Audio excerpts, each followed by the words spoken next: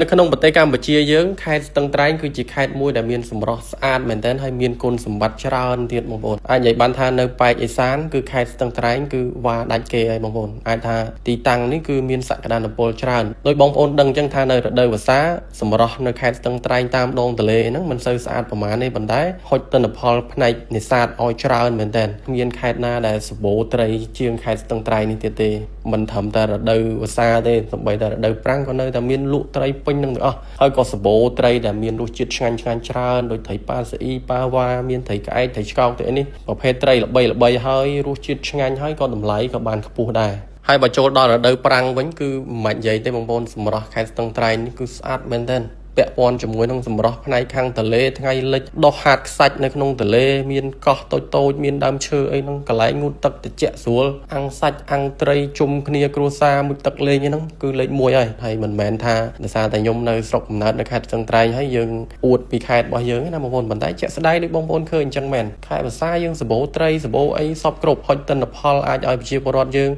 រកស៊ីប្រកបរបរលក់ត្រីលក់អីបានមកកំ pl េដល់ពេលខែប្រាំងយើងមានសម្រស់ស្អាតចេះទៀតតាក់ទាញភ្ញៀវទេសចរមកបានច្រើនអញ្ចឹងប្រជាពលរដ្ឋដែលគាត់រស់នៅខេត្តស្ទឹងត្រែងគាត់ក៏អាចរកចំណូលបានតាមរយៈការដឹកជញ្ជូនភ្ញៀវទៅលេងតាមកោះហានកោះអីចឹងទៅព្រោះដោយសារយើងមានទីតាំងល្អដើម្បីតាក់ទាញភ្ញៀវបានហើយបើថាយើងហួសពីខេត្តស្ទឹងត្រែងទៅបន្តិចទៅដល់ខាងជ្រោះសុភមិត្តអីនោះស្អាតណាស់បងប្អូនយើងមើលពីលើចេះទៅទឹកធ្លាក់មកហ្នឹងគឺអែមមែនតើហើយជ្រោះសុភមិត្តនេះគឺទីតាំងនៅព្រំប្រទល់ជាមួយនឹងខេត្តព្រះវិហារហើយនិងខេត្តស្ទឹងត្រែងគឺបងប្អូនអាចទៅលេងបានព្រោះយើងជិះទៅប្រហែលដូចជា1ម៉ោងអីពីខេត្តអីទៅដល់ហើយឥឡូវនេះក៏ផ្លូវស្អាតអីទៀតយើងទៅលេងជ្រោះសុភមិត្តក៏បានយើងអាចមកខាងបាក់សីមេគង្គនេះយើងអាចជិះទូកទៅលេងនៅខាងកោះហានយើងអាចអុំទូកកាយៈអីលេងយើងអាចដើរមើលសត្វមើលអីនៅតាមដងទន្លេណាបងប្អូនហើយបើសិនជាអ្នកដែលគាត់ចូលចិត្តបោះតង់បោះអីអាំងសាច់ជុំលក្ខណៈគ្រួសារមិត្តភ័ក្តិអីហ្នឹងគឺត្រូវបងប្អូនហើយដូចបងប្អូនឃើញចឹងប្លង់បោះតង់នៅលើកោះហាតខ្សាច់អីហ្នឹងគឺមានច្រើនណាស់បងប្អូនស្អាតចឹងអ្នកដែលគាត់ចង់មកលេងខេត្តស្ទឹងត្រែងខែនេះមកបងប្អូនតើឥឡូវហ្នឹងកំពុងតែស្អាតខ្លាំងហើយបងប្អូនមិនថាទីតាំងកន្លែងណាទេ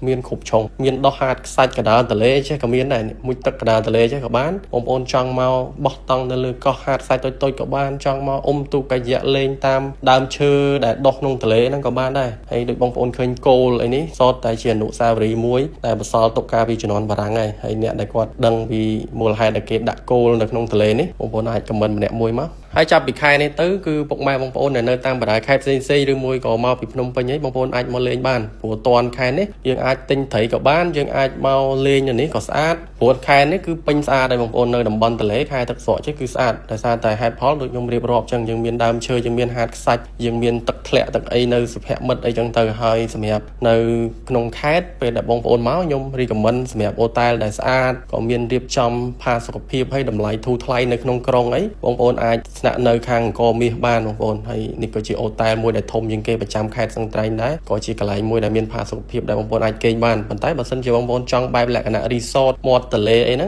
គឺពុកម៉ែបងប្អូនអាចមកខាងបាក់សីមេគង្គនេះបាន resort របស់គាត់នេះមានកន្លែងស្នាក់នៅមានភោជនីយដ្ឋានអាហារឆ្ងាញ់ពាក់ព័ន្ធជាមួយនឹងអាហារតាមតំបន់ជាមួយនឹងត្រីស្រស់អីចឹងណាបងប្អូនអាចមកបាក់សីមេគង្គនេះបានហើយនៅក្នុងខេត្តស្ទឹងត្រែងបើថាបងប្អូនចង់បានកាហ្វេឆ្ងាញ់ញ៉ាំត្រូវមាត់អីហ្នឹងគឺបងប្អូនអាចមក Sidewalk Cafe នេះបានហើយនេះក៏ជាកាហ្វេមួយដែលពេលដែលខ្ញុំមកខេត្តស្ទឹងត្រែងគឺមិនដែលម្លងទេតែបើថាខ្ញុំនៅរៀងជាយក្រុងមែនប៉ុន្តែមកម្ដងខ្ចប់4 10ប្រអប់ដាក់ទូទឹកកកទុកញ៉ាំដោយសារនៅនេះឆ្ងាញ់បងប្អូនអាចមករកកាហ្វេនៅនេះបានធានាថាអែមបងប្អូនហើយសម្រាប់ពេលរសៀលចាប់ពីម៉ោង2ម៉ោង3អីហ្នឹងបងប្អូនអាចមកញ៉ាំលតឆានេះបានអានេះពាក់ព័ន្ធមួយអាហារសម្រន់លតឆាដែលគាត់លក់20 30ឆ្នាំអីនេះគឺមកនេះហើយបងប្អូនឆ្ងាញ់មែនតើលតឆារបស់គាត់នេះគឺរសជាតិអ្នកខេត្តស្ទឹងត្រែងគឺទទួលស្គាល់ហើយអញ្ចឹងបងប្អូនអាចមកញ៉ាំនៅនឹងបានហើយសម្រាប់អាហារថ្ងៃត្រង់អីដែលបងប្អូនអាចញ៉ាំបាននៅក្នុងក្រុងមាននៅសន្តានៅខ្មែរឡាវនៅអីចឹងណាសុទ្ធតែជាភោជនីយដ្ឋានដែលមានរសជាតិឆ្ងាញ់ដែលបងប្អូនអាចមកញ៉ាំបានចាំខ្ញុំដាក់ទីតាំងកន្លែងអូតែលកន្លែងកាហ្វេកន្លែងហាងញ៉ាំបាយលតឆាយហ្នឹងនៅក្នុងខមមិនជូនបងប្អូនទាំងអស់គ្នានៅពេលដែលបងប្អូនអញ្ជើញមកលេងខេត្តស្ទឹងត្រែងបងប្អូនអាចទៅតាម